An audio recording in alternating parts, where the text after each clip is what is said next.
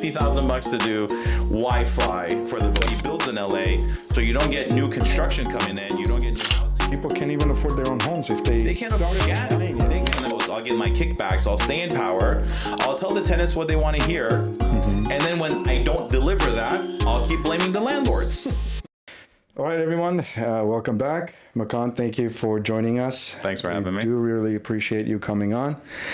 Just introduce yourself because I don't think I can do justice. Thanks. My name is Makan Mostafavi. I've been in the real estate business for close to 30 years, done $2.5 billion worth of deals. Also do private equity and media. Last 10 years, I've shifted over into private equity. And then the last 3 years, I've shifted into media, social media scaling and social media. And I've got a podcast on YouTube called The Truth Hurts Show. And then my socials on Instagram, where we met, is Makan.Mostafavi. That's a mouthful. Yeah, you have a lot of content, and I think it's very hard to make content.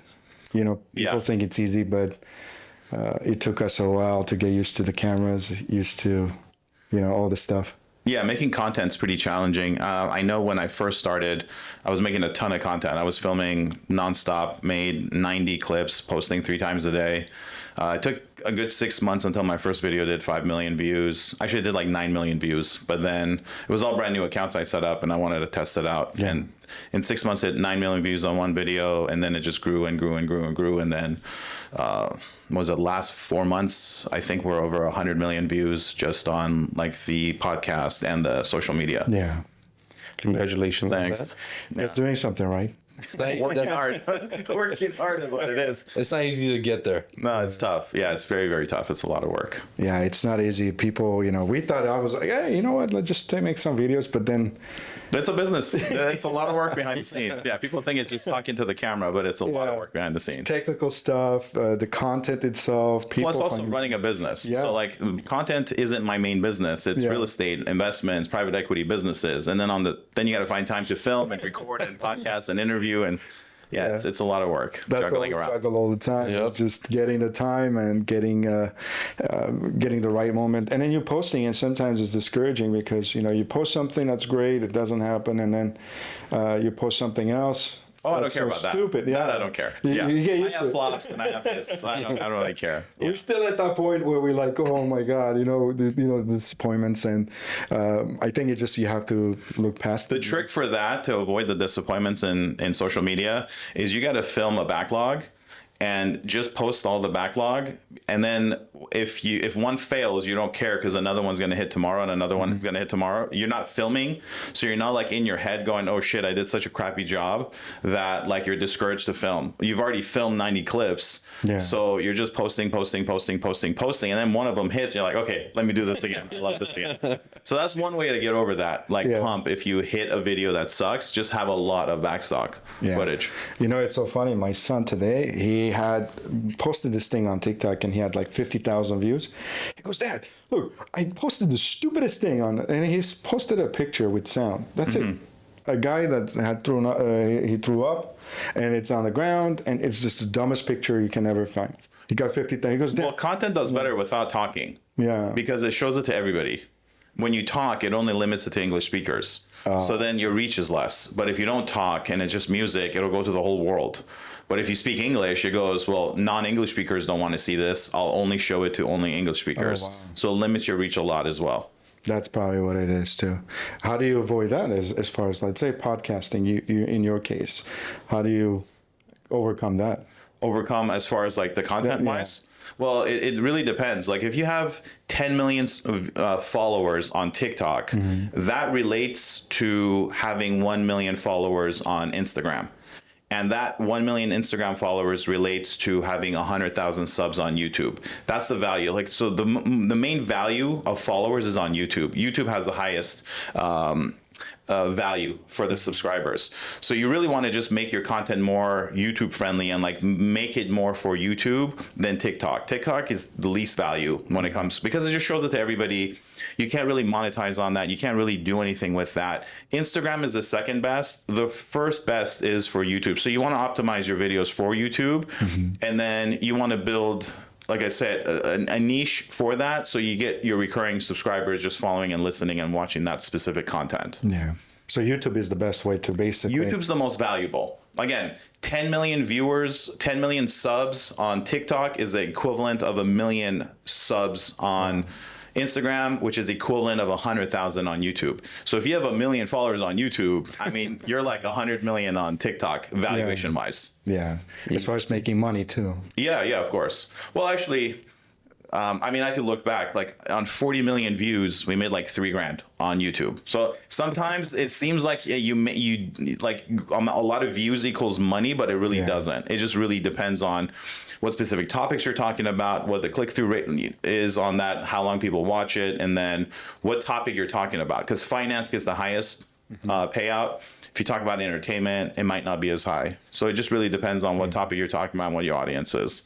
There's a lot of tricks. There's A lot of nuances to the business. Yeah, it's you need a scientist to go behind the whole thing. Yeah, because no matter how you do it, and because I see a lot of people like have a lot of followers on, let's say, TikTok, and you go onto Instagram, they're very dominating, and then you go to YouTube, they have like 1,000, 2,000 followers. You're like, what the hell happened? Well, a lot of people buy their followers too. So if you go on Instagram, for example, if someone's got 1 million followers, but then their videos do like 1,000 views and like 50 likes and like 2 comments, they bought their followers. Yeah. So you and also sometimes they'll buy the likes so that they'll get like 5,000 likes but 2 comments, and then you'll read the comments. It's like fire, good, amazing, blah blah blah, and I'm like what is this? Like, you bought your followers and you bought your audience. But that makes it worse for that channel, because if you buy your followers or you buy your likes, it just nosedives it into nothing, and it becomes like,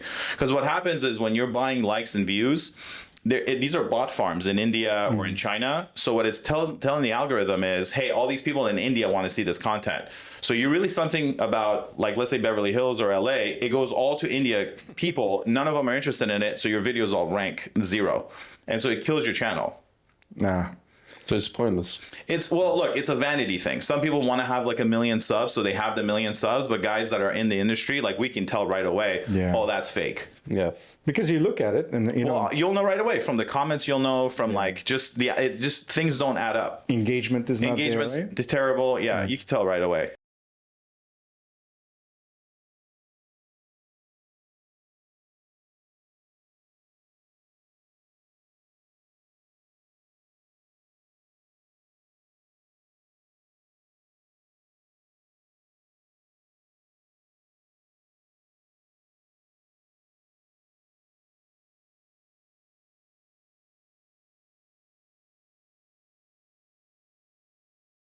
And what happens is, again, it becomes a vanity thing for some people. They just want to get like the 1 million subs, but there's no engagement there. And usually if you have less followers, but you have really engaging content, that's more valuable, because that's reaching the actual audience, and that's what the audience wants to see. So your engagement is more valuable than the actual followers. Yeah. And you can also monetize, right? You could, if you have a product, or if people like and want to do business with you, it helps. Exactly.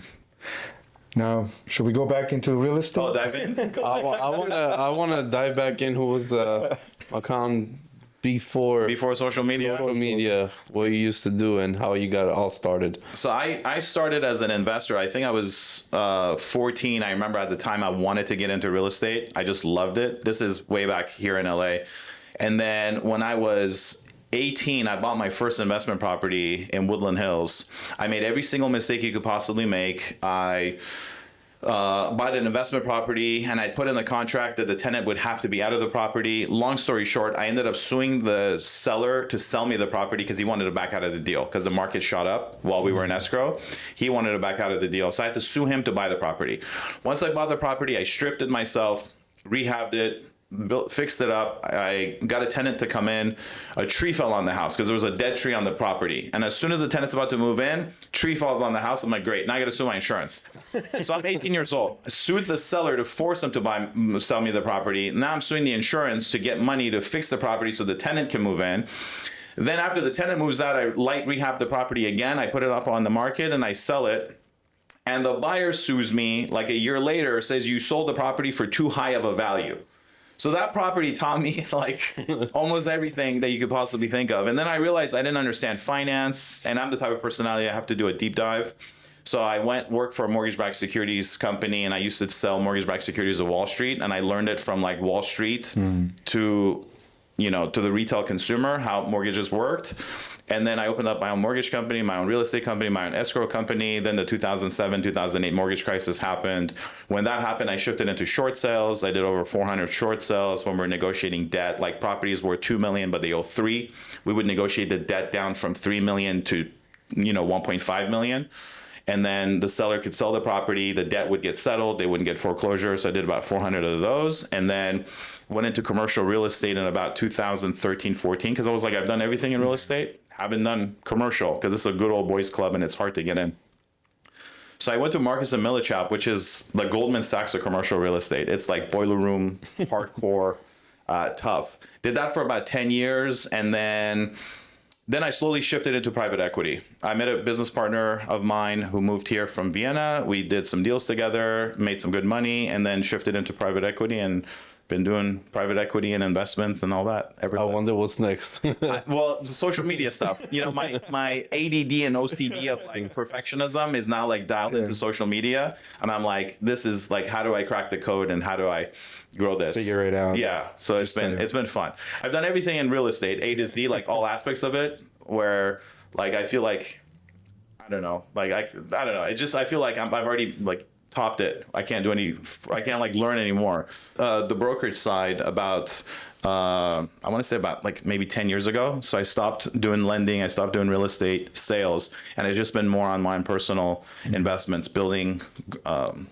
I think the last cool project I built was a shipping container 4-story apartment building. It was one of the first ones in the city of LA, and did a master lease with the city of LA to bring in homeless people in there. That was like the coolest project. And then I realized how dirty politics actually is dealing with the city. And then, yeah. Mafia, I think that's what I always say. Mafia is always better to do business with than politicians. Yeah, I mean, they're very dirty. We finished this apartment building. This was a deal we did with the city of LA with the homeless authority. And the building finished in August. We signed a lease with the city. They did a master lease with Project Home Key that they're going to lease the entire building and they're going to put in homeless people, take people off the street and put them in there. We signed in August, and September comes around, building's empty. October comes, building's empty.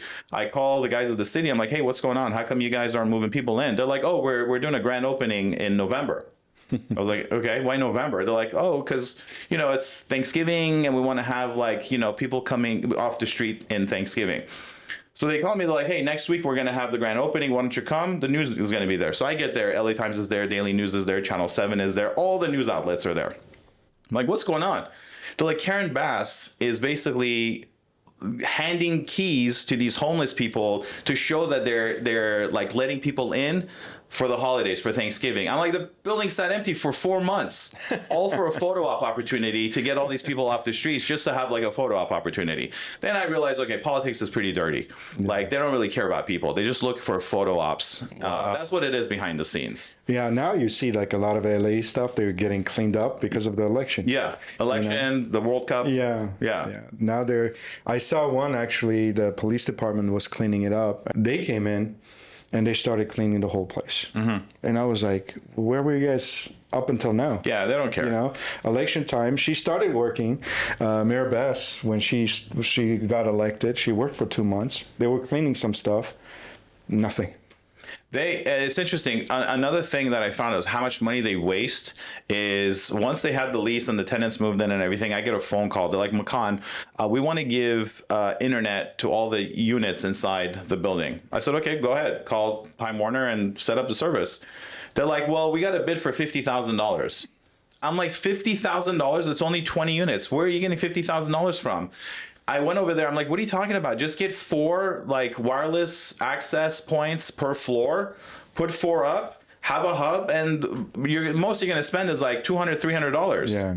where's this $50,000 bid coming from? They're like, whoa, we can't just go to Best Buy and buy and install this. We have to go to a contractor. This contractor has to go through an NGO. This NGO is doing the work. I'm like, okay, I get it. $50,000 to do Wi-Fi for the building. That's where all of our tax. Yeah, basically. I realized then. I'm like, okay, shut your mouth.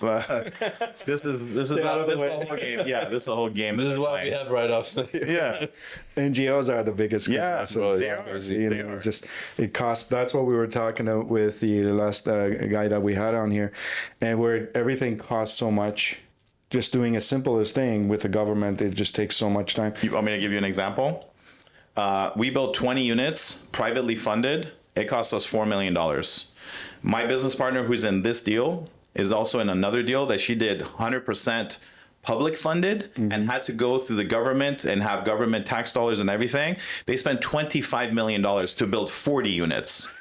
We built 20 units. It cost us $4 million. They built 40 units and it cost them $25 million to build. Just the difference. They have to use prevailing wages. They have to use certain contractors. They have to do a whole laundry list. Because it was a 100% affordable project, it had to follow all the 100% affordable measures and rules and regulations and use, those contractors that they had to go with. Good. There goes all the affordability. I mean, yeah. Taking our private funds versus public funds. Yeah, exactly. Because they don't run it. And even Jeff Bezos, did you see that interview? Amazing interview. And he said, if New York City did everything you've delivered, he goes, it would have taken 6 weeks to deliver it. It'll cost them $100. And at the end of the day, you'll get the wrong product. Yeah. It's just, that's how the city works. Yeah. They're backwards. Yeah. Yeah. It's never efficient because, people, I don't understand where people want to give more power to the government. Hey, okay, take care of every aspect of my life. They can even do simple things, cleaning the streets, potholes. Forget that. Getting compare DMV to AAA. Yeah.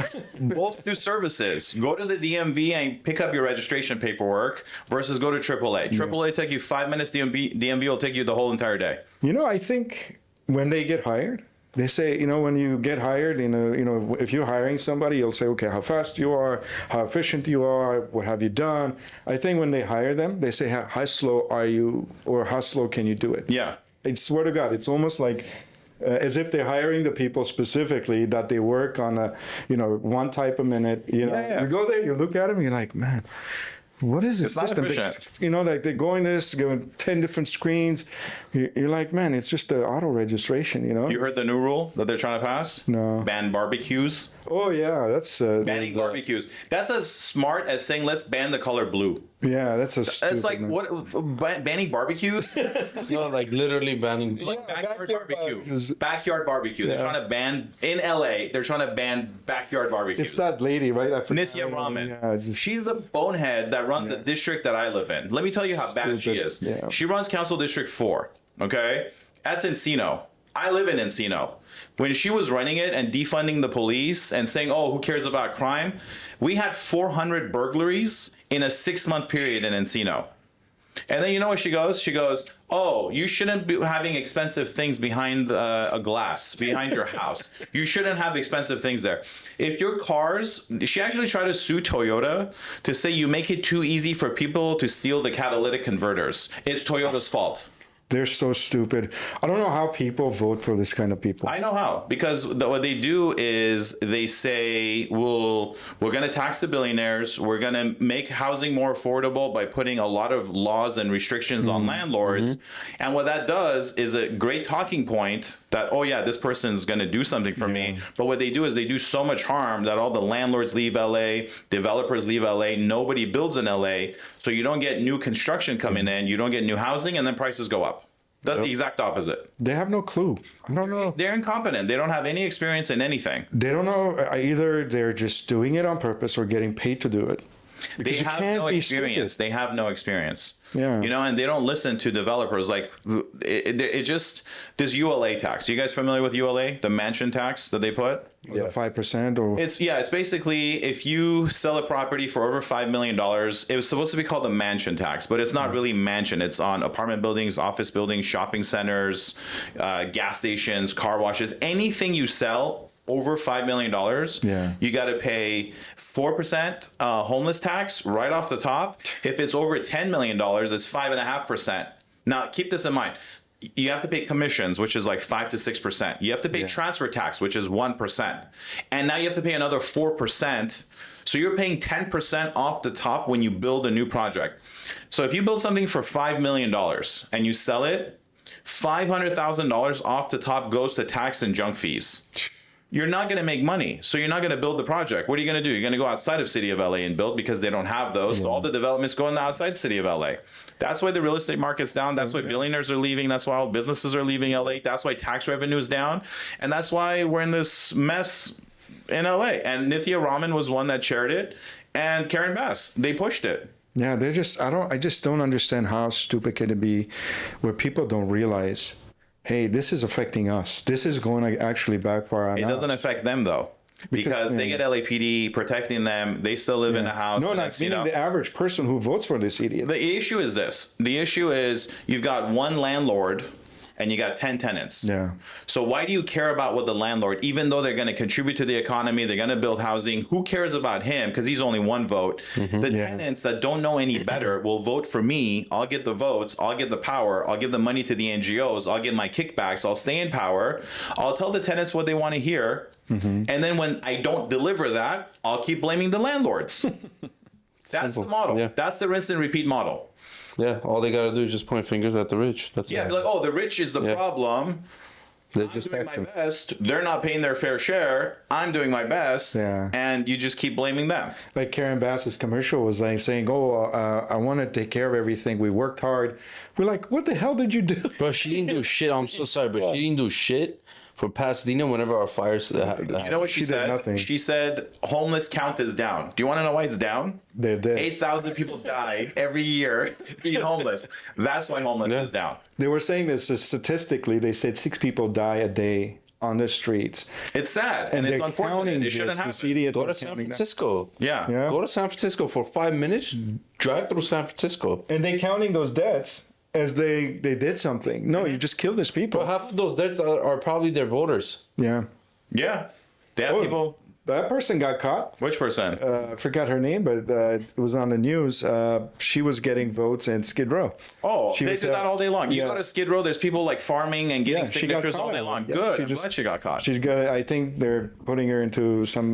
They're gonna prosecute them and slap stuff the like wrist, slap the wrist, and say, "Oh, you got caught. We got to make an example out of you." And Yeah, keep it's doing it. dead, and I always say, my grandma has been voting since she's been gone. Yeah, yeah.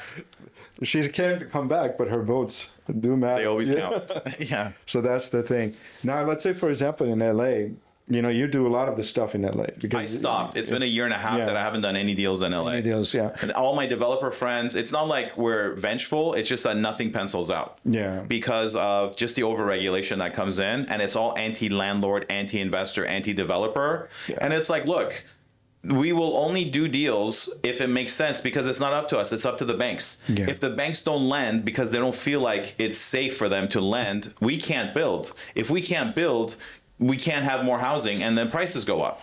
We don't want the prices to go up. I'd rather be able to build 1,000 units and have housing for 1,000 people because that's going to create competition. I'm going to have to lower my price because the next guy is going to lower his price because it's going to be too much inventory. If we can't build, inventory is tough to build and there's not enough housing, prices go up. And also, I think with these mega buildings, those are one of the reasons why rents went up is because of those mega buildings as well. Which ones? Like, 400 units, 500 units they build. And then now moms and pop shop next door, they're like, oh, you know what? I used to rent it for $1,500. Now these guys are renting it for $3,000. Hey, instead of 15, I'm going to do 22. And what happened was they got to 22. So here's the thing. That does work to a point. So yeah, that's called, like, you're talking about gentrification of an area. The gentrification obviously does because if you come in and you build 400 new units and people move in and then everyone around it goes, oh, it's a nice area. I want to come in. All the new coffee shops come in. Everything comes in. Yeah, rents go up in the area. But if you have a brand new 400 unit building and another one opens up next to you and he's sitting half empty, he's going to lower his prices. You're forced to lower your prices and so forth. Yeah. But if you're the only one because it's so difficult to build around you and it's so expensive to build around you and you're the only building, you could charge whatever you want because you're going to have demand. But if 10 other buildings get built next to you, guess what's going to happen? You're going to have to charge less for rent and everyone gets a great deal. And that's how the local, the tenants win. You want more competition for the tenants. Plain old competition. Yeah, it's just supply and demand. Right? Yeah, exactly. I'm just surprised that you haven't moved to Florida yet. The problem is this. I moved here as a kid. So like, I don't want to have to leave my home with my family, my investments, just because we got some crappy politicians that have ruined California for everybody. I tell people that move to California, like last 3 years, 4 years, 5 years, you're not getting your money's worth. I enjoyed my time in LA. I loved the early 2000s, the party scene in LA. I had a great time. I have a great establishment in LA. I'm established in LA, you know? Yeah. So for me, it doesn't matter. I'm fine either way. I feel bad for all the new people coming in, all the newer kids that are graduating high school and college. They're the ones that I feel bad for. They're not going to be able to buy a house. They're not going to be able to invest. They're not going to be able to do anything. Their hands are tied because of all the red tape. And it doesn't affect the wealthy people, because the wealthy people have already made it. It's all the new kids, all the new generation that you want to help out. That's the problem. The reason why we fight so much against the politics, because they do such a bad job, is because we fight for the younger generation, because we need them to survive. We need them to be able to invest, to buy a home, to rent a place, have affordable housing. It's for them. It's not for us. Yeah, it's true, because I mean, affordability itself. Now people can't even afford their own homes if they can't afford gas. They can't afford gas. Let's start with that. Like, they can't afford. We're paying on average $1.45 per gallon more than any other state. Yeah.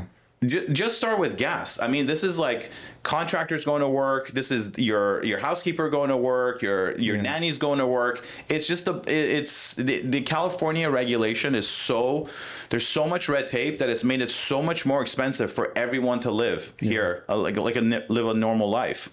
And it's sad, and it needs to change. You know what Chevron did? Yeah, they closed shop. Well, no, they put the signs. They put the signs, yeah. It's not us, it's your state. It is. It's true. If you're at a gas station, all you have to do is look at state tax and federal tax. Federal tax is like 18 cents. State tax is like 55 cents. Yeah. That's just that. They don't even talk about the special blend that we need to import, because we have to have bullshit stuff. Yeah, special blend of gas that has to come in for the summer because it's clean burning.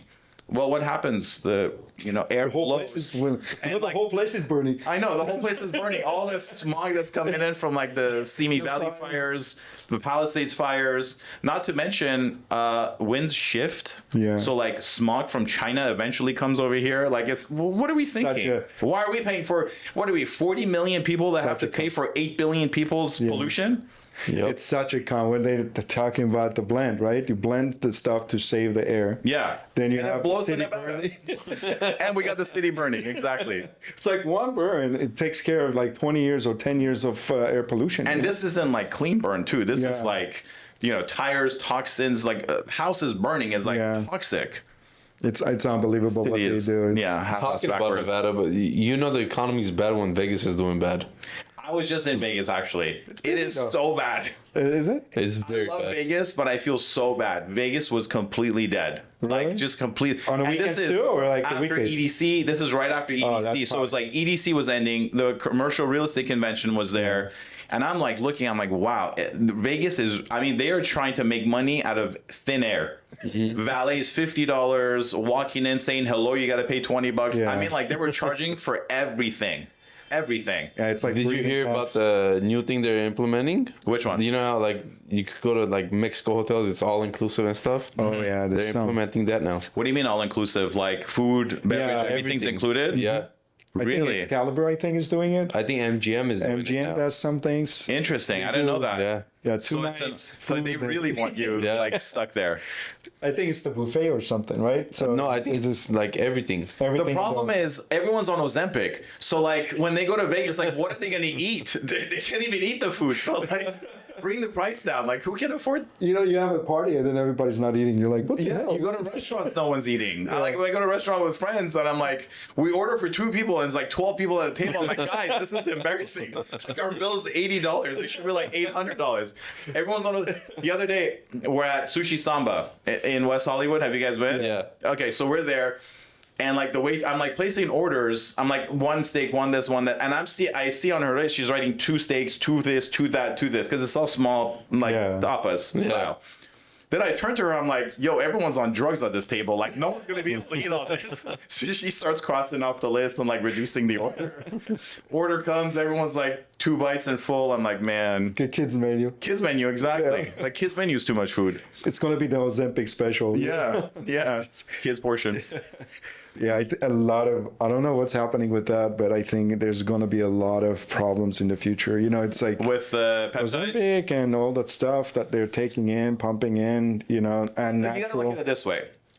If someone's morbidly obese, that's way worse than going on a GLP, losing weight, and like, okay, what's your trade-off?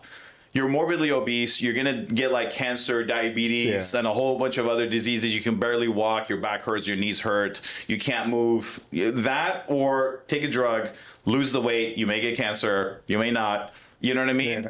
Like, you got to look at your trade-offs. You take your gamble. But if you go to the doctor, you get your blood work done, you constantly monitor yourself, you eat better, you go to the gym, and you take these drugs to help you a little bit. I think, net positive, it might be a little bit better than not doing anything. Your odds are higher. Odds are probably higher. Yeah. I mean, look, people smoke, people drink. That's like poison anyway. So like, okay, this is a drug that's going to make you lose weight. You'll die maybe a week later. The Russians say, if you're healthy, you don't smoke, you don't drink, you die a healthy non-smoker, non-drinker. So like, it doesn't matter. Enjoy it while you can. Enjoy it while you can. Either you die eating or you die starving. Yeah, you're going to die either way. It's going to be... they say the average lifespan is 75, but the average health span is 65. Yeah. So from 65 to 75, you're going in and out of the hospitals. The whole point of the whole longevity clinic, health, wellness, peptides is so that from 65 to 75, you're not going back and forth to hospitals, and you're living a healthy life. That's the whole point of the whole thing. I guess you're right with the trade-off, and if you're diabetic or you're fat, like you overweight. Yeah, if you're trying to lose 5 pounds because you're going for like a wedding, okay, maybe you don't need it. But like if you're like morbidly obese, it might be beneficial to. But I think a lot of people abuse it too. Of course they do. It's like, of course crazy. they do. I think that's the laziness talking in people. Yeah, they get instant gratification. Yeah. It's like, why would I work out if I have this? Magic bottle, work out in a bottle. Save so much time. Exactly. It's always the easy. I think U.S. we are so privileged that we pay for us not to eat.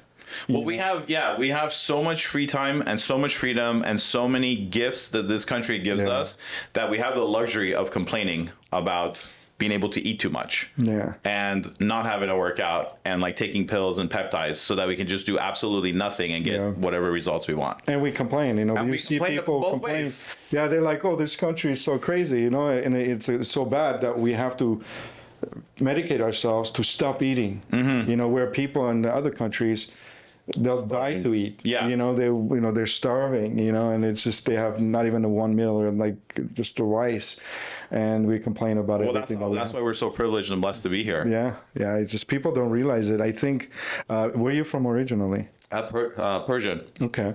So, like we're the same, we came here because, obviously we loved everything we were in. We won't be here. Our parents wouldn't be here. Right. Yeah. And they brought us here for what? Well, I say I'm Persian, but I'm American. But ethnically I'm Persian, but I'm American. That's the opportunity that we have here, where you can do anything you want to.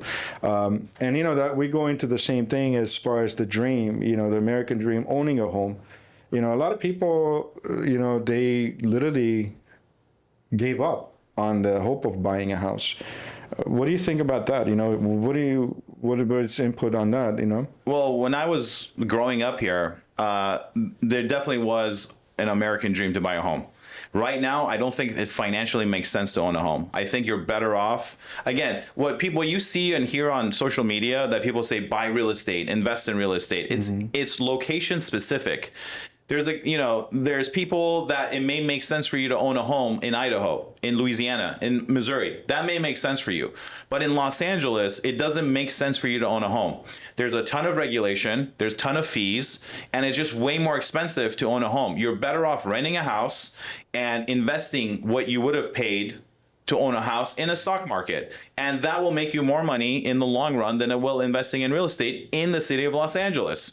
Now, if you live in Idaho and you can buy a house that's cheaper than renting, then buy a house. That may be great for you. You have to you can't take what someone says as like an end all be all and it applies nationwide. It's very, very specific. But major metropolitan areas, New York, Dallas, Florida, Miami, LA, San Francisco, these areas, because there's priced out, the prices are very, very high, that it generally makes more sense for you to rent and to invest money into the stock market so that you can keep up with inflation. Yeah. On average, you need to have at least a 7% return on your money at a very minimum just to keep up with inflation going up.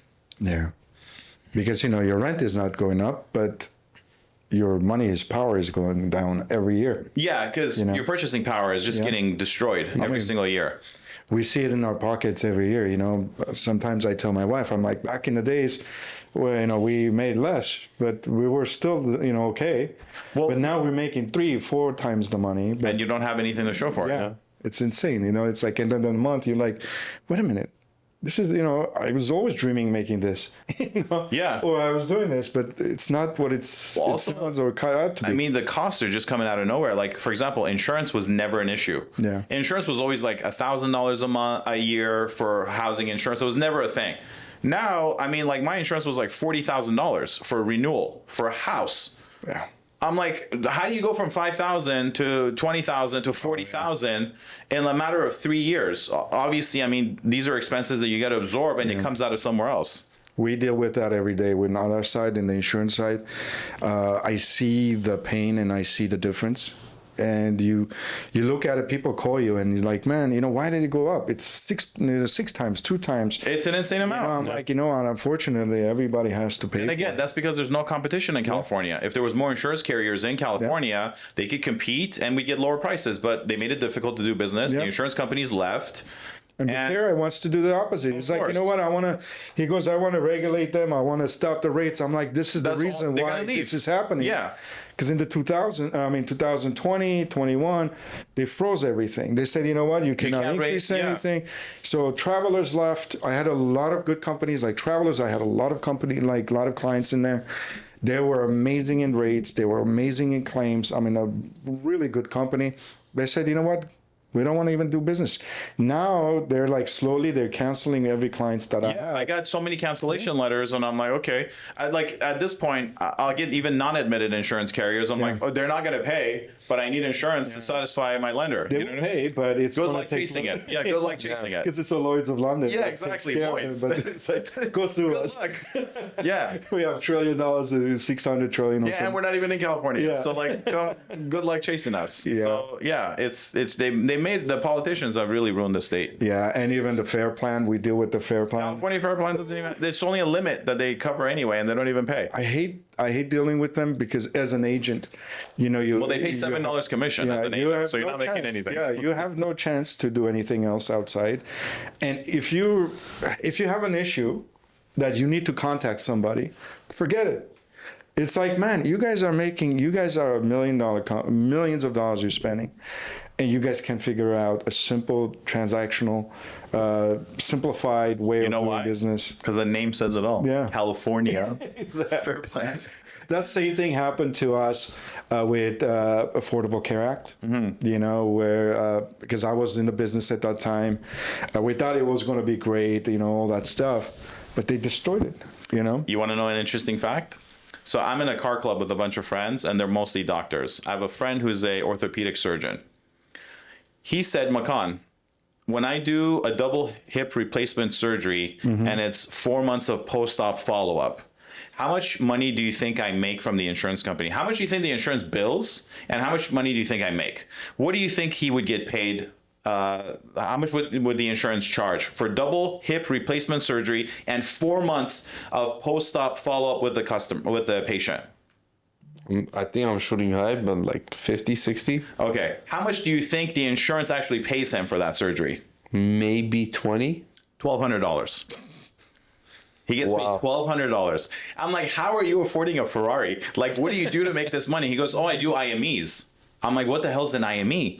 He goes, it's when I have to write a report for the attorneys for an accident case. I do it's basically they write they write a report for accident victims that are like slip and fall or whatever. They need to go see a doctor, and they write a report for a lawsuit. He goes, oh, we make $2,000 to $3,000 per report, and it takes me 30 minutes to do those. I do 5 of those every Friday.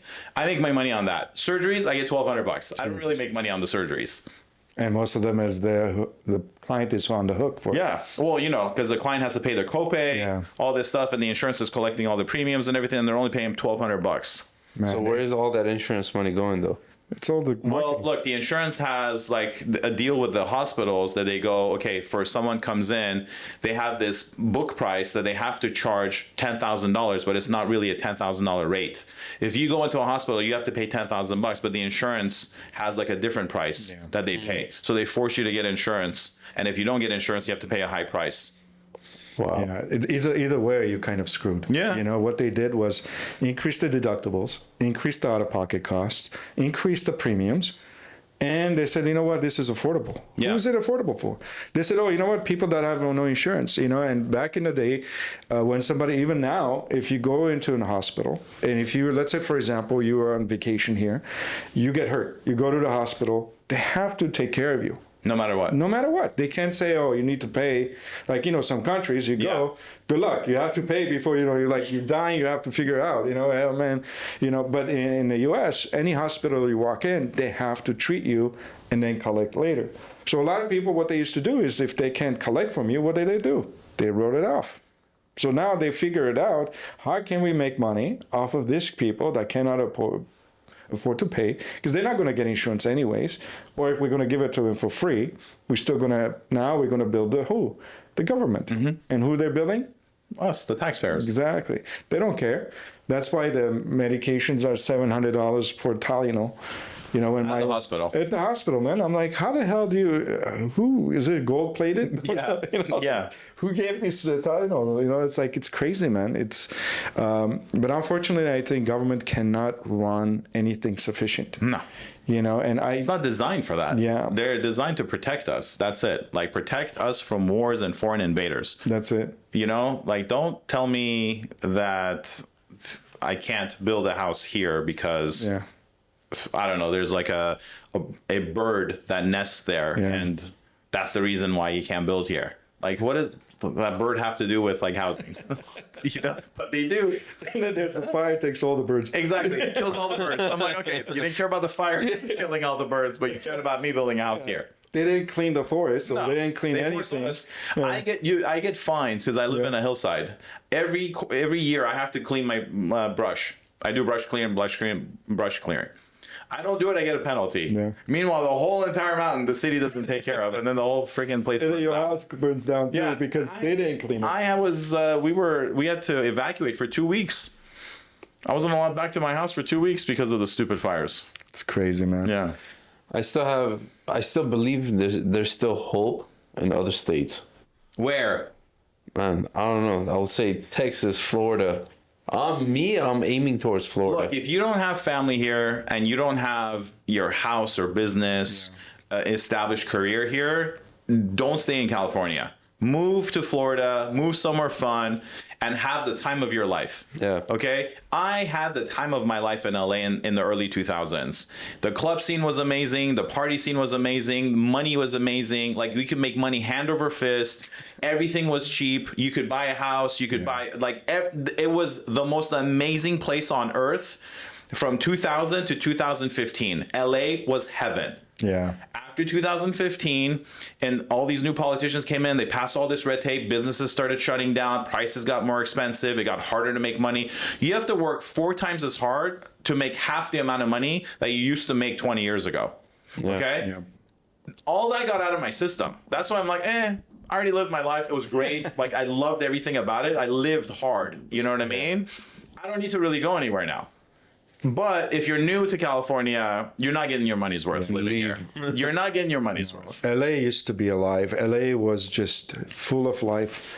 It was everywhere you went. It was just, there was so much energy, so much. Sarkis, gas was $2 a gallon. Average rental was like $900 a month. You were making $5,000-$6,000 a month.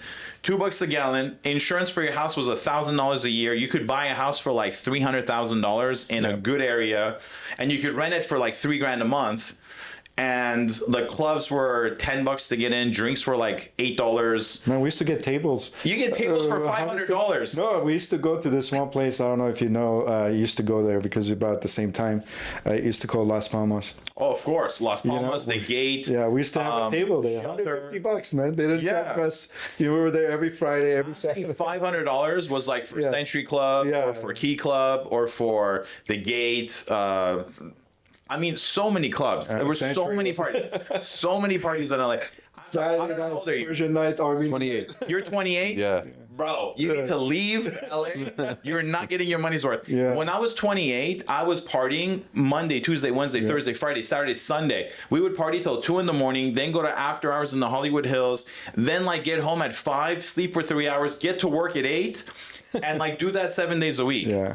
LA was a vibe back then. It is completely dead right now. No, it definitely has died out like crazy. A lot of people, when I made a video about how LA is dead, and like people were like, bro, you don't know, the afters are crazy.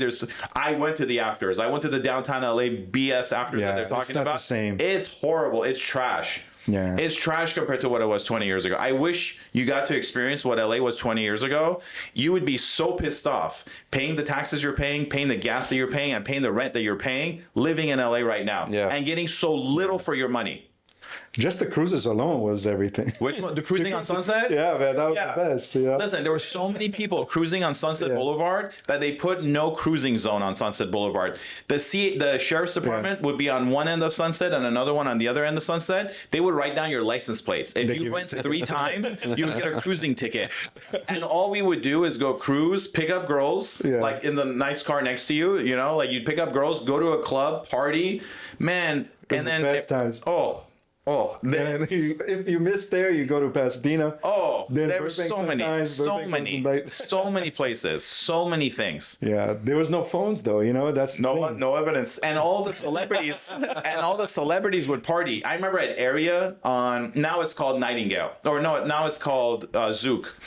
Is it the Gate originally? It was originally the Gate, then it became Area. Yeah. And Area was when Spencer Pratt used to go party there. The cast from The Hills would go, Paris Hilton would go, Lindsay Lohan would go. That was the place to be. And like that lasted for like a year and a half, 2 years. And again, no cell phones, no evidence. Everyone partied. Everyone had a great time. After that, everyone went to a Tremezino or to Barry's Pizza. Oh man. Oh God. I don't know if you were at the Barry's at the time when they used to dance on the table. Everyone danced on tables. It was on Third. And then they cut that off, you know, because of fire. Like, you know, fire department came in and they had to like literally. Yeah. And then they're like, guys, you cannot. No more DJs, no more stuff. And then I think slowly, even today, sometimes when I pass by Barry's, you shed a tear. You shed a tear. The good old days. Yeah. You remembered a lot of the stuff. You know, it was just alive. I think a lot of the kids now, everything is on the phones. You know, people are just whoever's going out now. I think they're just going out just for them to post something on their story. They're not posting. They're not going out to enjoy their time. Because there's nothing to enjoy. Yeah. There's really, I'm being honest with you. There's really nothing to enjoy. I've gone to the clubs and I've gone to the warehouse parties. Do you know the warehouse parties start at like 2? Yeah. And they like 3 o'clock is really when they start, and they go to like 6, 7 in the morning. And you got to be on text blast to be able to go. It's kind of like, I'm like, this isn't as good as it was 10, 20 years ago. Because most of them are like out of their minds, drugged out. Back in those days, the reason why they don't drink. Here's the thing, because drinking is so expensive now. You go to any restaurant, it's like $30 a drink plus tax and tip, $25 to $30 tax and tip, and you gotta have like 5, 6 drinks to really have a good time. Or you do a $10 pill that they take, and they're messed up for 4 hours, and they're having a great time for $10 versus $200. Yeah, that's what no one's drinking anymore, because they're just doing drugs. It's cheaper and it's way cheaper, and it lasts 4 hours.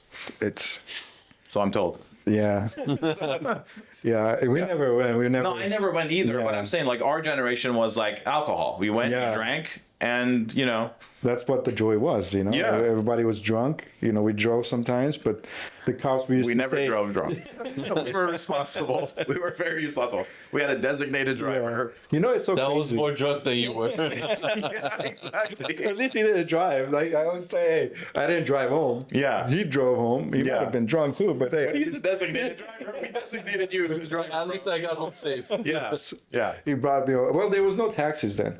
Uber came in like 09, 10. Uber was slowly coming into the picture, and that was amazing. Because that was like, oh man, now we can all drink. But still, people get caught, man. I get a lot of clients. When I see them DUI, I'm like, what? And sometimes I tell them, why were you this stupid? In this day and age, to drive drunk, you got to be an idiot. Because $20, it's like, $30, man. yeah, you just Uber. We used to go to, one time from North Hollywood, a little bit further down, I went to Standard Hotel. Okay. And this guy charged me $110 to take me there because he ran the meter. And I told him, I said, bro, come on. It's like usually $40. Yeah. He's like, no, it's traffic. I'm like, it's not traffic, bro. There was no traffic. Yeah. They used to screw you. Yeah. But Uber, man, there's good. no reason. theft. Everything is transparent. You're not And the paying- Koreans even figured out a better one. They have something called tongchi. Tongchi is if you're in K-Town and you're drunk, they get in your car, they drive your car to your house, they get out, and then they Uber back, and your car's even there. Oh, shit. So like it's Or they chop your car. well, You wake up, you're like, where's my car? where's my kidney? Forget the car. I need my kidney. They took everything. Yeah. That's But yeah, it was good old times in LA. LA is, and you talk a lot about the LA stuff, And LA is, when you grow up here, it's a little bit different than when people come in and they see the It's difference. different, I always tell people I love LA because this is where I've been, 40 years. You have your family here. It's so hard to leave and go to We shouldn't have to leave. We shouldn't have to leave. Yeah. Why should you? If you get priced out, even worse. But if you bought something that were good, you're still surviving. The people that are new, like, he just got married. Now if you have a kid, the expense of that, and then, on top All of the that. vaccines you got to take. Yep. You got to make sure, there's a lot of stuff you got to do. It's insane. I don't know how young people, and they come. Yeah. They're still coming. No, come. Enjoy. Yeah. Come. If LA was as good as it was 20 years ago, we'd have more people coming to LA. We want people to come to LA because it's going to help our economy. It's going to grow our economy. It's going to make it a beautiful, more vibrant city. But we just want everyone to experience what we all experienced back then because it was so much better. Prices were lower. The smiles per dollar were way higher back then than they are today. Yeah. It's just, I don't know where we're moving to. It's with politicians, like, the backyard thing. No cooking, backyard barbecue. Yeah, great job. Yeah, that's really going to solve the problem we got. My problem was, my neighbor's barbecue. Can you imagine telling that to Latinos? Oh, and yeah. say no barbecue, Armenians, no Persians, Armenians, you can't barbecue kebabs? Are you crazy? They're gonna do it. I'm like, I'll do it in the front. Yeah. Because it says backyard. Yeah, I'll do front it. yard. I'll do it on the roof. Yeah. They didn't say anything about the roof, and it's just same thing they did with the It's fireplaces Memorial Day too, right? weekend, 4th of July weekend. That's all we do. It's barbecue season. Don't have a barbecue in your backyard. so Get out of here. And you have hills burning up, and they're worried about me barbecuing for 10 Nithya minutes. Ram is not even from LA. She moved here in 2013. You're gonna come 2013 and tell us how we're gonna live in Los Angeles? You're not an Angeleno. Don't tell us what to do. Especially the culture here. Yeah. Remember that one time that they made fireworks illegal during the pandemic time? But when Because we deserved it. it was like crazy, bro. We deserve it. There's certain laws that they passed that we absolutely deserve. Have you been to South Central and the Hood during 4th of July? Oh, it's crazy. It's They got insane. fireworks better than Disneyland. Yeah. We deserve to get banned for that. I'm like, man, your rent is $1,000. You just spent $5,000 in fireworks. Yeah. How crazy is that? You're just wasted. You just wasted on sound crackers, and now you spent $5,000. Well, we had a great time. But We had a great time. then you go to Beverly Hills, nobody's home. You close and stuff. It's bad because every year I have a thing. Every July 4th, I need to be in Vegas, and it's been like a thing for me for the past, I think 6-7 years. So every year I come back to LA, I'm going through the 210. All you see is just dark clouds. I'm like, holy shit! Everybody went to just town. had fun. But see, that's why we deserve that law to ban the fireworks because we don't know how to control ourselves. We get wild. But like, come on, backyard barbecue. Like, give me a break. That's the like stupidest. one little bit of joy I have left in LA. You want to take that away from me too? You just can't eat. They're doing no Oh, I meats, should no this. microwave my meat. Yeah. It's just a crazy lot. I think when you vote for crazy people, You get crazy results. Yeah. They say you pay peanuts, you get monkeys. yeah, it just says, you know what? If your politicians are stupid, it's not because they're just stupid. It's just the people are the same type of people who are voting these people in. That's the reason we get stupid people, because they look at the dotted lines and say, oh, okay, Democrat, okay, Republican. I'm gonna put all. They don't even know who they're voting for, and then you get defaults like this idiots that come in. But I think more people are aware now. I think it's Hopefully. gotten to the point where everyone's so fed up of like, look, it's enough. Like, enough Yeah. ruining the city. The homeless is out of control. The drugs use out of control. The crime is out of control. Prices are out of control. Enough. This hasn't worked over the last 10 years. You guys have been in control in 10 years, and you just got it worse year over year over year over year. It's the same promise, same bullshit, and we get the same damn results. Worse and worse and worse every single year. I can't remember a time where LA was not like what it is to like how bad it is. You know what I mean? I can't remember the good times anymore. It's like almost fading. Like, this has become the norm now. I get a homeless people throw shit at my car. I'm like, it's normal. You know, I hit a pothole. It's normal. Like, it shouldn't be like this. My car tells me when there's potholes coming. I'm like, why does my car, that's German, that's not even American, tells me there's a pothole coming? Fix the damn potholes. Yeah. Like, my car shouldn't be telling me, oh, there's a pothole, go around it. You know what I mean? Like, come on, fix these things. Because they know they're not going to fix it, so the car manufacturers They're are like, we putting give an up. option. We give up. We gotta warn them. Like, don't damage your rims. Yeah. Again, it's, sue Toyota because it's, too easy to steal a catalytic converter. It's Toyota's fault. Yeah, it's just It's your car's fault for not knowing that there's a pothole. Go around the pothole. I mean, Like, we shouldn't live like this. They blame you for somebody robbing Yeah. your house. Oh yeah, they blame us. They're like, well, don't put valuables in your house. What the fuck? Don't look rich. Yeah. Sometimes my wife says, let's fix at the house. I'm like, Why? If I fix We're gonna the be house- Target. Yeah, they're gonna come rob us. Just I put a Toyota Prius in front of my house because I'm like, make it look as poor as possible. I told my cousin, No offense he's to like Prius an drivers. I love architect. Yeah. He's an architect. I said, listen, when you design the house, just keep the same facade. Make them. Yeah. Just do underground stuff there, Yeah. Just make it out. Those it's like 48 hours or, when they go into the makeovers, trailer and then it's like, there was this, they did this. It was called like Fix This House or something. No. It's like this, it was like a movie where they were making fun of movies and stuff. But, really? there was this one scene, it looks like a trailer. And then you go into the trailer. Oh, it's like a big house. And then it's like, it's like a faux entrance. Yeah. so I'm like, do something like that. That's because funny. You get robbed, man. You Yeah. know, like you see Woodland Hills where we're getting hit so many times now. Encino, Woodland Hills, Tarzana, the Chilean gangs coming in. I mean, it's, yeah. My dad used to do this. He had a saying. We used to live in Hollywood, Lexington and Gordon.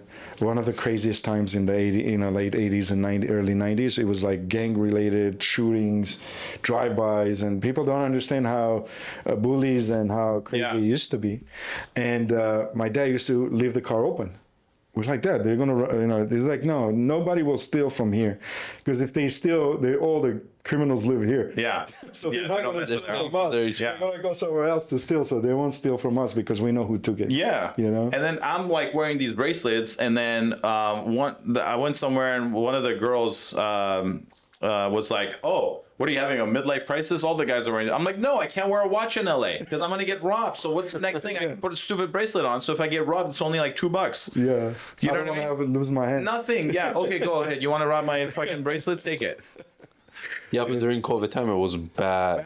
Bad. Really bad. I was getting robbed for their watches. Anything. They were following you home. Yeah, if you had a watch on, you were getting robbed. Beverly Hills, especially. Yeah. People The just- hood was safe. Because Yeah. everyone had guns. Yeah. Beverly Hills, no one has guns. So became an easy target. because they were coming from there and Yeah, exactly. taking your watches Yeah. and stuff. It's just, I think we kind of, it's a little bit better, but it's still, It's only better because we have the Olympics, we have World Cup, we have all these things coming. But it's not because crime is low. It's better because look, no one's wearing watches anymore. Everyone's like wearing like $2 items, hiding everything. burn And their houses down. yeah, the house is all burnt down. There's nothing more to rob, and like no one really has money anymore because of gas prices, because of high rent, high everything. So everyone's broke. What's there to rob? It's crazy. Yeah. Kidney. Yeah, kidneys. Kidney. Don't drink in K-Town. Was it you that you were talking about? You know, when you said selling, was it the plasma thing? Were you? Oh, was the it plasma you? exchange? Yeah, it was you, right? Yeah, it was. You know what the plasma exchange, right? No. So all the billionaires and elites all go to different countries and they do a plasma exchange. What plasma exchange is, you hook up your veins to one machine, and it pulls out your blood, filters out your plasma, and that's where all the dead viruses are and all the microplastics over the years. It just sits in your plasma. They take out your plasma and they replenish it with brand new plasma. There's companies in LA that do it, but they charge like 15 grand to do it per session. It's like a 3-hour session. So what I was like, and I talked to a few doctors, I was like, why don't I just go donate my plasma? Because when you donate it, they'll buy your plasma and sell it to someone else. And like, it takes out 1 liter of your plasma. So I was like, let me just go donate my plasma twice a week for 2 weeks. That gets out all my plasma, and then my body will make its own brand new plasma, so that'll be sort of like the cheap man's version of doing the plasma exchange, and then getting an IV and adding back a whole bunch of like vitamins and minerals afterwards. So Probably a lot of people will take your advice and start getting. I mean, yeah. Well, again, this is like a longevity hack. Yeah. What's his name? Kevin O'Leary does this. Tony Robbins does this. They all do these plasma exchanges. A lot of like athletes do it as well. And my buddy did it actually in Mexico. It's like 3-4 grand in Mexico. In the US, it's like 10-15 grand. And you just feel like $1 million. Like, it completely filters out all the toxins, all the dead viruses, all the microplastics out of your body. recover pretty quickly. You know. You recover instantly. Yeah. I mean, like, you really feel like, wow, brand new, like a brand How new person reliable again. is it though? It's I'm telling you, it's like the latest thing all the billionaires are doing. It's like one of the best things they're all doing. Interesting. Yeah, it's called the plasma exchange. There's a less expensive version of it called EBU, where it's an ozone. It takes your blood, filters it through an ozone machine, and the ozone kills viruses, and it filters back in. So your blood comes out like purple looking, and it goes back in super red and oxygenated. That one's like $1,000 to $1,500, and that's called EBOO, EBOO. And it's around $1,500. It's about an hour process, and it filters out your blood. But your plasma being filtered out, that is like the ultimate longevity hack. That adds years to your life, and it removes all the microplastics you've accumulated in your plasma over your entire lifetime. But what if? So they take your plasma. They take your clean it. plasma. No. They replace it with new plasma. No, let's say for example, if you donate it. Oh, donating it? Yeah, it's like donating blood, but it's not blood. So blood donation takes a while for your body to rebuild blood again. Plasma, your body will rebuild the plasma in 1 day. So what it does is you're taking out like 1 liter of your dirty plasma, and then you have 3 liters of dirty plasma left in your body. And then it'll replenish itself the next day. You could donate it twice a week. So you go on like a Tuesday and a Thursday, you donate your plasma. They'll pay you $200 each time. So that's $400 you get. You go next week, you donate another 2. You get another $400. Now you have $800. And then you can go to an IV clinic and say, give me NAD, give me glutathione, give me all the Myers cocktail vitamins that you have and the minerals. And you take that IV and it puts a lot more nutrients back in your body that you took out. That's not instant at that point. No, it's not. It's a 1 month procedure versus a 1 day procedure. But one costs 15 grand, one costs 0. Yeah, you're So making money. if you have time and money, you do the 1 hour one. If you don't have, if you don't want to spend 15 grand, you do it's this. like a hack. Yeah. Or you just go to Mexico. Or Which we'll do after this. The Mexico, you got to drive there. You got to get a hotel there. You got to do the clinic. All in all, it's going to take you a few days. Mexico's one still couple of sessions too, or is it? No, just it's one session. They take out all your plasma and they put in brand new plasma. It's called a I plasma don't know how you exchange. can trust it. Like, I mean, yeah, There's clinics in Mexico that are like really, really trustworthy. A lot of American companies go to Mexico, set up stem cell clinics and longevity labs because they can do a lot of things that's illegal here in the US, but it's legal in Mexico. So it's almost the same equipment, the same It's things. exactly the same equipment because they buy these equipment from Germany, from all over the world, and most of the owners are Americans that run these labs.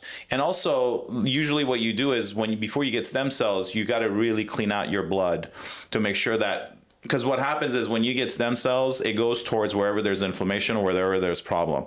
When you clean out your entire body, you reduce inflammation and you go through a few, like 2 days of cleanse, then you get stem cells. It goes right to the area that it needs to affect and repair. It's crazy. Like education. Well, I interview a lot of people also on my podcast, so I've gotten I've done like several hundred interviews with like CIA officers, doctors, all these people. that have gotten so much information from so many different sources. This industry is also as well, like even like Joe Rogan. Sometimes he talks about stuff. They're like, people are, oh, he's not a doctor, but man, he's the guy interviewed talked like 600 doctors. you know? Exactly. When you talk to like 500 doctors, you kind of know. It's like the same thing, you know, when I was coming back to it with the education, you know, we get a lot of education now online. Do you think like in the future, education wise, is it going to be like, is it going to be worth it? You know, it's like higher education. I think so. Look, you don't go to school to learn, you go to school to research. I think that's what people misunderstand. Like when you're in school, you're learning how to research and how to understand how to get the right kind of information. You don't go to school to learn how to add. You learn how to research. You know what I mean? So I think solution. Yeah, that's what's important. I think that's what school teaches you the most. So if you're able to already research properly and know how to, I guess, critical thinking is important. Like if you understand critical thinking, if you're understanding certain things that will help you in life, to be able to use AI to your advantage, to research properly for what you want to do, you probably don't need it. I think school is only important if you want to be a doctor, if you want to be an attorney. I mean, actually, you don't even have to go to law school now. You can just sit and take the baby bar and then... Like Kim Kardashian. Exactly. Like fail 10 times or like... Yeah. So it just depends on what you want to do. But if you want to go to school and get like a bachelor's of arts in history... Or gender studies. Or gender studies or environmental studies, I don't think there's really a job out there for you, especially with AI or computer science or anything like that. But if you want to be a doctor, you need to go to school for that. If you want to be a physician or veterinarian or anything like that, you need to have some sort of education for that. And you don't want to go to a doctor and getting surgery and say, hey, where did you go? Oh, I learned it online. Yeah. ChatGPT. Yeah, ChatGPT. Well, you know, a lot of things, like you can get your blood work uploaded to ChatGPT and it can tell you basically things that your doctor might miss. Yeah. So a lot of people are doing that as well. Yeah. You know, the crazy thing is, the other day I was talking, my son was having a little bit of harder time on math. He's okay, but he's still testing above average, but it's not like where his English and stuff is. So I was telling him, I'm like, you know, you can do chat, you know, you can do AI, the AI will explain and stuff. He goes, yeah, but yeah, the teachers are this and this. I'm like, listen, you don't have to depend on your teachers to teach you something. Yeah. You can go online, you can do AI and stuff. He goes, then if the AI is there, then why do I need to go to school? You know? He's right. But it still teaches you a lot of disciplines. It teaches you to be on time. It teaches you to interact with people. That social aspect of being around other friends and good citizen. Yeah, it teaches you how to be around society, how to around people, that camaraderie, going to college, being in a fraternity, all that is great experiences that you don't want to just skip out. You know what I mean? So I still think that whole joy of having friends, graduation, going to prom, playing high school football or some sports in high school, all of that builds character and it leads to a better life. And they said, you know, like sports is a good indicator for success. Yeah, CEOs. I said there's a stat. I don't know how true it is, but you know, I've heard it from so many places. They say 95% of CEOs that are successful CEOs, 95% of them have played competitive sports. But the CIA guys that we've interviewed have said that what the CIA looks for is childhood trauma. They look for the right amount of childhood trauma because that's always an indicator of success. Not too much trauma. Too much trauma equals alcohol dependency or sex addiction. Just the right amount of trauma gets you super successful. So a lot of athletes, a lot of CEOs that are very successful have some sort of childhood trauma. Yeah, you see a lot of people like broken home, you know, or the dad was an alcoholic or they had... Well, not too much. Yeah. Remember, if it's too much, it's... there's a fine line. Just barely enough trauma. My son will say, hey, Dad, start drinking. Yeah, I know, right? Yeah, or just miss a few baseball games. You know, it's so funny. My wife was out of town. And I had like 2 beers. And then the next morning, he told my wife, he says, Mom, you know, Dad had 2 bottles of like beers. Yeah. She's like, okay. He's like, no, he's alcoholic. Oh boy. Yeah. You should have back then. Yeah. Should have seen me 20 years ago. It's crazy. With AI and stuff, do you think with, you know, you guys, you know, you've been in the field and then we'll kind of close it from here if you don't have anything else. Do you think AI with real estate, with investments and things like that, you know, what is that going to do to that arena? In your I think opinion? it's gonna make it easier to analyze deals. Like right now, with guys that have been in the business for a long time, I could walk into a property and within 10, 15 minutes, I'll know if this is a good deal, it'll make money or it'll lose money.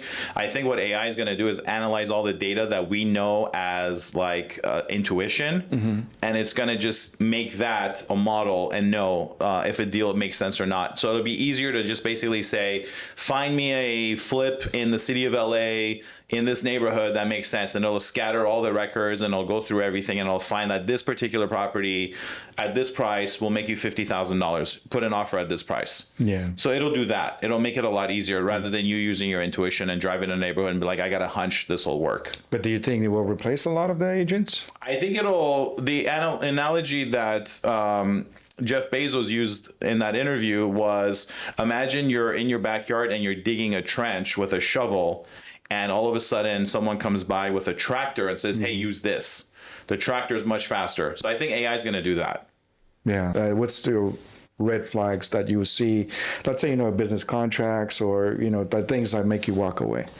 Oh, red flag in a contract? Yeah. Or a person you're dealing with, like you're going to do a contract with, or you're going to do a business thing with. What's a red flag that stands out for you at the most? The number one red flag, cheap, is I don't do business with cheap people.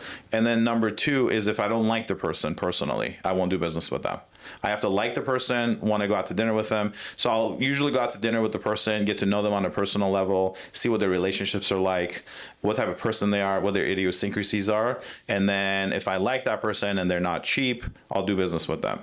The cheap comes into play because when you're making decisions down the road on an investment, they'll always go with the cheapest thing, and that's going to bite you in the butt later on. They'll go with the cheapest bid. That contractor's going to cut corners. It'll show up in the final result, and it'll cost you money down the road. So those are things that I've experienced that have cost, a lot of money.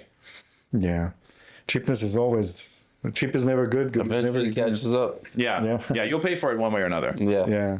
It's just because cutting corners is always, and anything you do is cutting corners is probably the most costly. Well, we talked about it in the beginning about people buying followers and buying likes and things. That's cutting corners. Yep. Eventually, it's not gonna get you the results that you want. Yeah.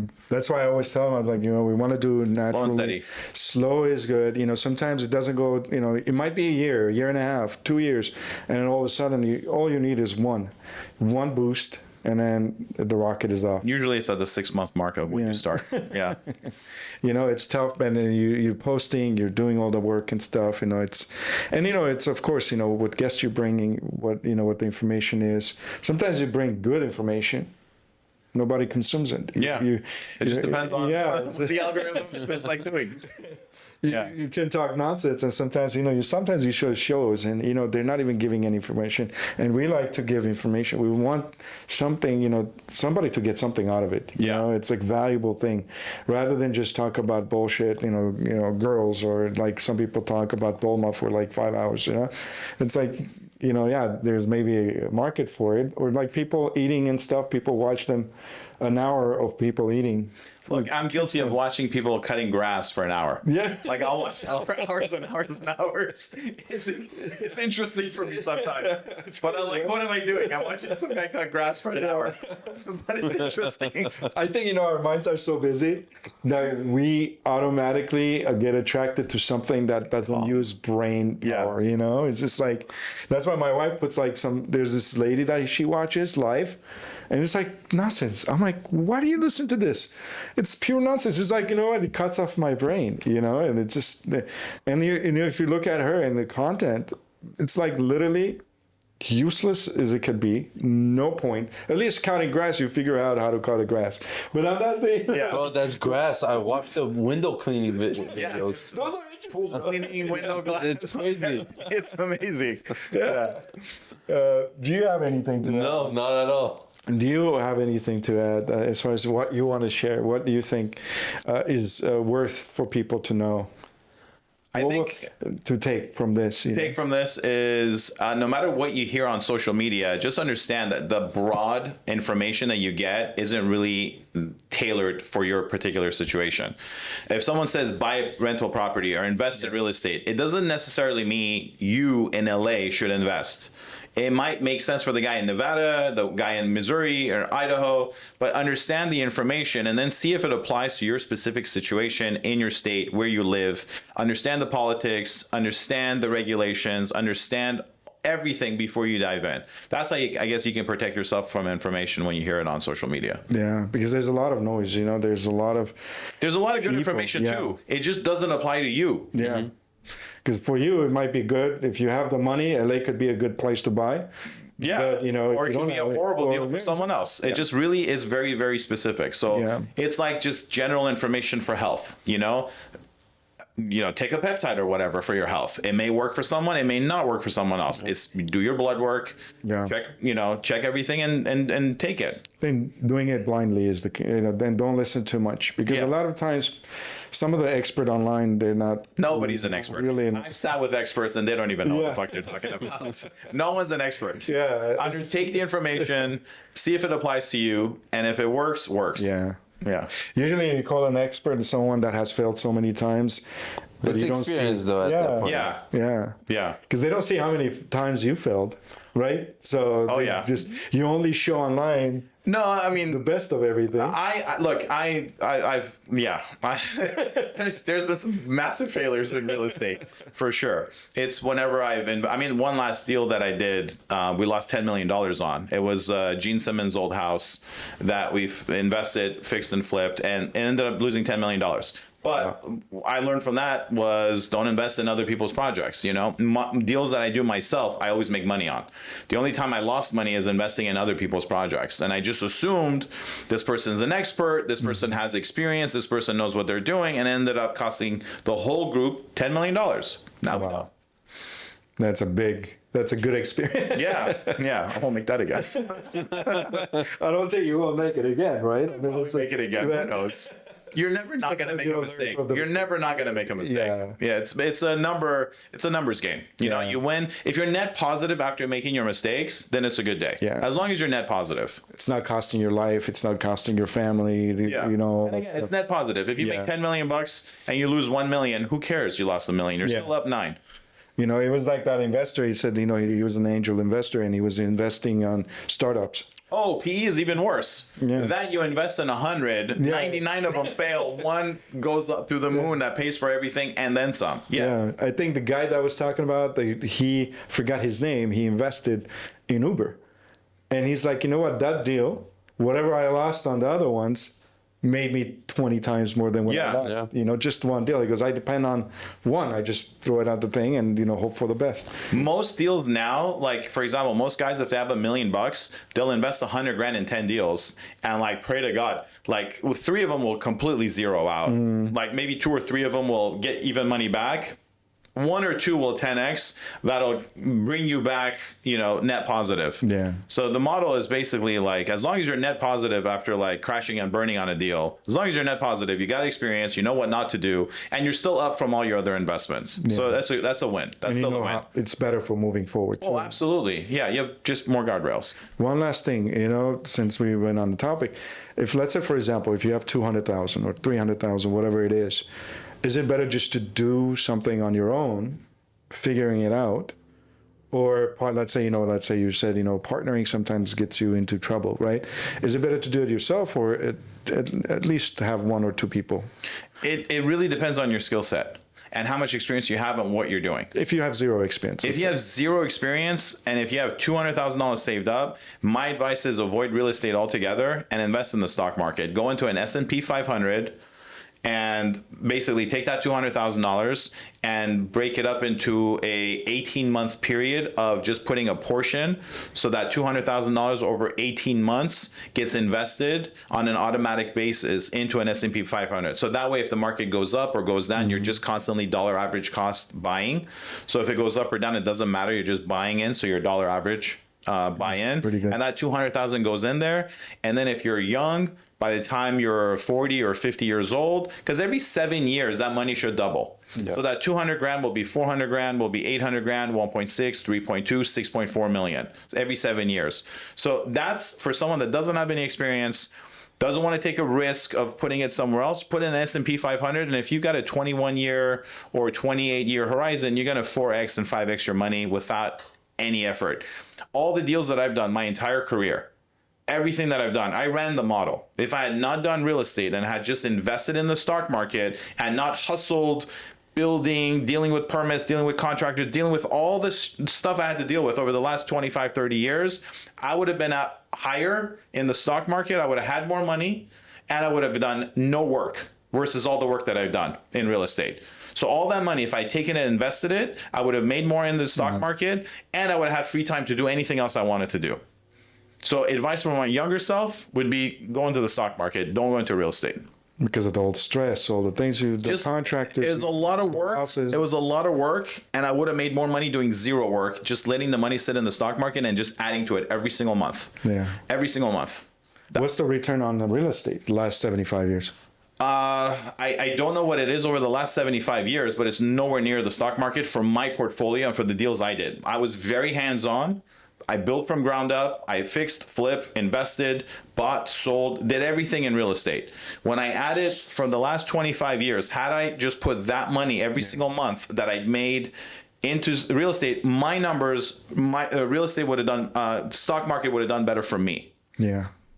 And for someone that doesn't have experience in this complicated market and difficult market where rates are high, inflation is out of control, and you just don't know where regulations coming in, it's way too risky to be a novice in real estate. Much easier to put it in the S&P 500. That'll do way better. Yeah, I think because you have no risk. I mean, you do have risk, but you don't have as much risk of depending on other people to kind of guide you. Real estate last 4 years has been flat. Yeah. Or down. So people that bought in 22 are all negative. Mm-hmm. So their prices have gone down. Yeah. If you bought 10 years ago, the last 4 years, you didn't make any money in the valuation of your real estate. So, but the stock market's been through the roof. Yep. You wouldn't say a mentor will be ideal for you to get a mentor in that case? When it comes to mentors, the best advice I can give you is don't take advice from anyone you wouldn't trade places with. So if you have a mentor and you're willing to trade places with that person and you want to trade places with that person, then yeah, work with a mentor. But someone like me, I don't have time to teach anyone anything. You know what I mean? I'd love to teach, but I'm so busy with so many things that like I look at other mentors and some mentors, I'm like, this guy really doesn't know what he's talking about. You know what I mean? And like the guys that like, I'm not trying to like, sounds great, but it sounds great. Yeah. And I'm not trying to say I'm better than anyone, but I'm just saying like, guys that you really want to be mentors for you don't have the time to be mentors for you, and guys that have failed, that have nothing going on, become mentors. Yeah, it's like teachers, right? It's like teachers. Yeah. They failed at what they wanted to do, so they become and teach. Like all the people that are teaching like how to invest in real estate, they haven't invested in real estate. They're not making money in real estate. The guys that are making money in real estate, that are working, that are busy, we don't have the time to spend and say, hey, let me help you hold your hand. Time is money. We just don't have the time to do it. They'll sell courses. Yeah, they'll sell a course, but that course is outdated. That's not going to do anything for you. I'm so sorry, but I've always said it. Like, if you're selling the course to teach somebody something, why are you giving out your secret? Oh, listen, I don't mind give out secrets. I'll give out secrets on social media because 97% of people will not do it. Only 3% will do it and they'll succeed. And I want more people to succeed. The more your friends have money, the more you're going to have fun. Absolutely. If 10 of your friends are rich just like you can all chip in on a private jet. You can all chip in on a yacht. If you're the only rich friend, you're paying for everyone's private jet. You're paying for all the parties. I want all my friends to make a shit ton of money. So when we go party, we all have a great time. I don't want a sourpuss friend being like, he made $1 million. I only made $200,000 and be a hater. Yeah. I'd rather him be in $1 million a year as well. Make money with me. We all grow together. Even strangers. I would love for people to reach out to figure out like if they can work with me or make money and be, there's plenty of money to go around. Yeah. There's a ton of information to go around as well. There's nothing proprietary in anything. Especially nowadays with the internet, man, you put it in. Yeah, AI will give you. You shouldn't sell anything. Every secret there is. The only people that are selling something are not successful at what they're doing. That's it. Bottom line. It's like sales. They're selling. That's how they want to be successful. Yeah, by selling the course. They're not doing. Otherwise, why would you sell it? Let's say, for example, you're getting out there and selling a course instead of you're just doing the podcast and you're enjoying that side of the things. rather than selling something. Yeah. I mean, there's people out saying like build ADUs in your backyard. But what they don't understand is if you build an ADU in your backyard, it makes your front house rent controlled. If it's tied to your house, both become rent controlled. There's so many rules and laws, and it lowers the value of your property, and it makes it difficult to sell. Then you have to pay cash to get the tenant out. There's so many like traps. You know what I mean? My cousins were talking about because they have multiple homes. They turn everything into ADU. Now they're stuck. They regret it. Yeah, they're exactly, because the rent control. Exactly, and the rent control will never go away. Even if you demolish, now you have to rebuild and add rent control to whatever you do. So like these gurus will talk about these things, but they don't know all the nuances because they're not in it every day. That's the challenge. Plus, you have a tenant in the back. Actually, the best thing you can do is work for someone that's super busy instead of hiring them as a mentor. Yeah. Because for someone like me, if I'm so busy, if you can come up to me and say, hey, let me work with you, I will take this much of the burden off of you, teach me, I would do that all day long. Because you're saving me time, you're allowing me to make more money, and I'll teach you all day long. But to come in to me as a mentor, let's go grab coffee, I want to pick your brain, bro, I have no time for that. I can get coffee by myself. I'll buy you coffee just so I don't have to come. You know what I mean? Here's the money. Let me send you money for coffee. Enjoy the coffee. Go watch my podcast. Save me my 15 minutes. Yeah, exactly. That's why you record stuff, so you don't have to do it. That's actually how it started. Yeah. The whole podcasting started because every time I would go out, people were like, bro, can you teach me about real estate? Can you do this? I'm like, let me just put it all out there. Just go watch the content. And if you have questions about something, I'll make a video. That'll save me 10 phone calls, 10 questions on that. It's funny, like that's how it works. It did actually start because of that. Yeah. Because I think everybody does it because with insurance and stuff, I'm trying to make more videos because a lot of people ask the same questions. It's the same over and over and over. Let me just make a video and watch the video. Just even the agents and stuff that we have, sometimes, I'll be like, go watch the video. And also, Sarkis, I would get upset at some like real estate guru talking about some stuff. I'm like, bro, that is not true. I'm making a video. I'm going to put the real truth out. I would get really pissed off because all these people are like making up these BS claims, or you can make millions in real estate. I'm like, no, you can't. Or you can get property with zero down. I'm like, no, you can't. These are the only ways. Okay, the rest are just BS. You're flipping contracts, or you're doing this, or you're assigning a contract. Bait and switch. Yeah, there's nothing. Is there a bait and switch in real estate? I mean, the only bait and switch is we're gonna sell you a course and you gotta be a millionaire in like 2 months. Because in auto business, there is like actual bait and if you advertise and you bring them in, and then you switch them on a different car because that was sold. I think the biggest bait and switch right now is on dating apps. You're like meeting this chick and you see her online, and the person you're like, whoa, you don't look like your picture. It was 10 years ago. Yeah, it's a 30-year-old picture. Yeah, exactly. Even me, I had my on my LinkedIn. Oh boy, I had a picture from picture? 20 years ago because I never changed it. So here's the thing, Sarkis, my picture's actually backwards. People that see me that have my professional photos, they're like, take your professional photos down. They look horrible. You look so much better in person.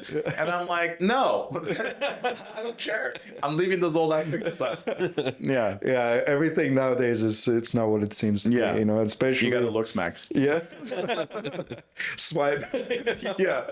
A lot of things are like that. Yeah. But I think we covered pretty much everything. Thank you for joining us. There's a lot of information. My pleasure. We can probably talk 6 hours, 7 hours. Yeah. The longest actually I've done is an 8-hour podcast nonstop with John Kiriakou. Wow. Who's a former CIA officer that went to prison for releasing the torture program. We went for 8 hours. Is that the guy? The Greek guy. He was on Rogan. Yeah. He was on Rogan. He was on Diary of a CEO. He was on Tucker Carlson. He's on everything. Yeah, we went 8 hours. Wow, I mean, I was like, tell me more. So much information. Yeah, he's a great guy. Yeah. What's up, John? Yeah, he shares a lot of information, a lot of things. Too much. Yeah, he was. I don't know if he was on your show or somebody else that I saw about his wife with the CIA. He's like, oh, you know what? Every night he says I used to have 8 phones. And then I get a call and they say, hey, they used to give a code. You have to go to coffee. Yeah. And, like 2 hours you have to drive. And he'd come back like 8 hours later. Back, it's like, he's like, my wife thought I was cheating on her and stuff like that. His first wife. Yeah. Yeah, with those kind of people, it's like you're picking their brains so much. And you want to, I'll probably be there 10 hours. Yes, it was a long, long day. It's like he flew in actually from Virginia, from DC. He flew in, landed at 11, we went and grabbed lunch and we dove right into the podcast. We finished at like 9. Then we went to dinner. It was like 12 o'clock by the time we were finished. And like, I didn't want to leave. He didn't want to leave. And I was like, you got up at 2 a.m. because you're 3 hours ahead. So you're on like no sleep and you still can go. I can go. And it was like midnight by the time we finished dinner and everything. Yeah. Yeah, it's a good, he's very interesting. I mean, Yeah. His videos did about 100 million views on all our channels. yeah, he's a good person. Very too, good yeah. guy. Yeah, very nice guy too. Yeah, I mean, he seems like it. I mean, he's Very genuine, very nice person. Because like you can only fake it. Like in one podcast you can fake it, and the next one, or Eventually, if you're an asshole, it comes out. you're gonna get caught, right? Yeah. Because somebody's gonna ask you the wrong question, or kind of give you that, they want to do the gotcha thing, kind of thing, But he's always calm. Yeah. He's settled. I mean, obviously, I guess he's training also.